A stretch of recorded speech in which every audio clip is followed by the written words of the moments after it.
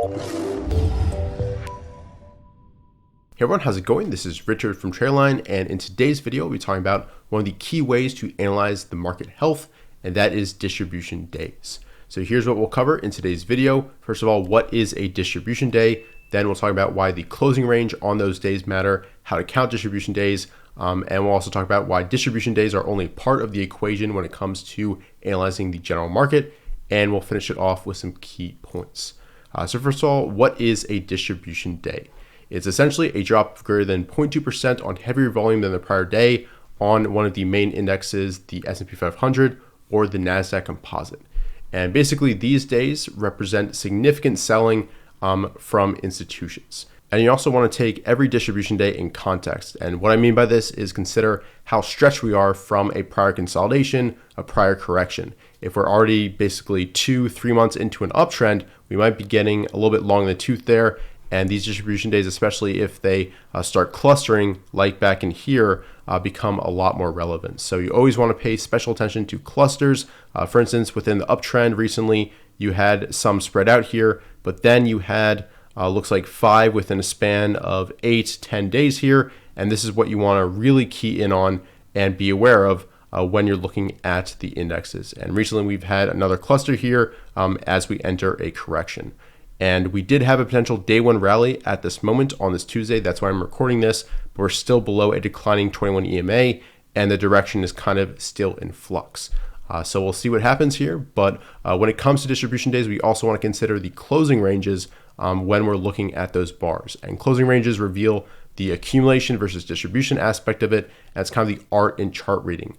And this is because not every drop of 0.2% on heavy volume is distribution. For instance, if we have a drop, say this actually ended red here, this bottom candle here, where we had a gap down and it ended down 0.2%. If we had a really strong closing range where we closed right near the high of the day like this, that would actually be accumulation, supportive action. And if you're not familiar already with the closing range, it's basically the close minus the low divided by the high minus the low. And here's a graphic showing one bar here. And this is a very strong closing range, fishing basically at the high of the day.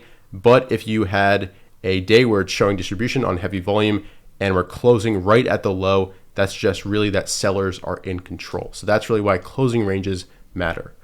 Now, basically, how do we use distribution days within our market analysis? Basically, you want to keep track of the distribution day count, which is a metric to keep track of how much distribution there has been recently. And you basically want to count this on both the S&P 500 and the NASDAQ.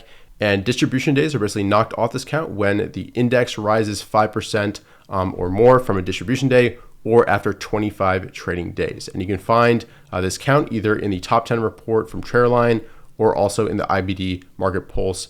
They basically keep track of it as well. So moving on, let's talk about why distribution days are only part of the equation. Basically, this is one aspect of market health. You also want to consider breadth, market leaders, and also the velocity of negative price action, which could be an expectation breaker. So when we do have negative action, this is the start of the 2020 correction, you want to consider how quickly or actually how fast we're declining here, because that could be basically a sign that selling is extremely severe.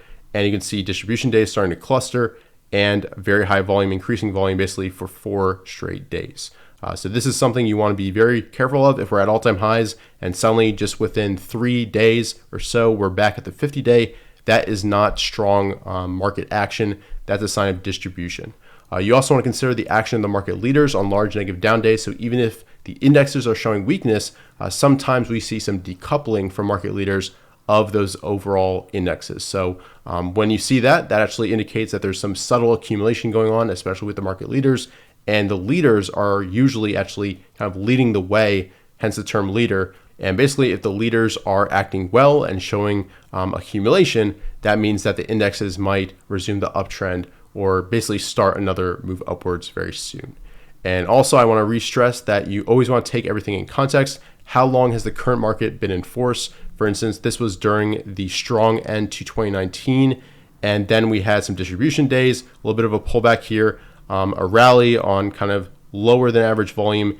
And then when we've already come quite a long ways and for basically a few straight months, we see sudden selling and very sharp price action. So everything in context here suggests that this was very serious, and most likely you're getting stopped out of your positions within these first 3 days. So that is why you always want to consider not just distribution days, but also the health and breadth of the market leaders, as well as the velocity of negative price action. So here are some key takeaways. Basically, distribution days are when the indexes drop greater than 0.2% on heavier volume than the previous day. And you want to really focus on when you see clusters of these distribution days together.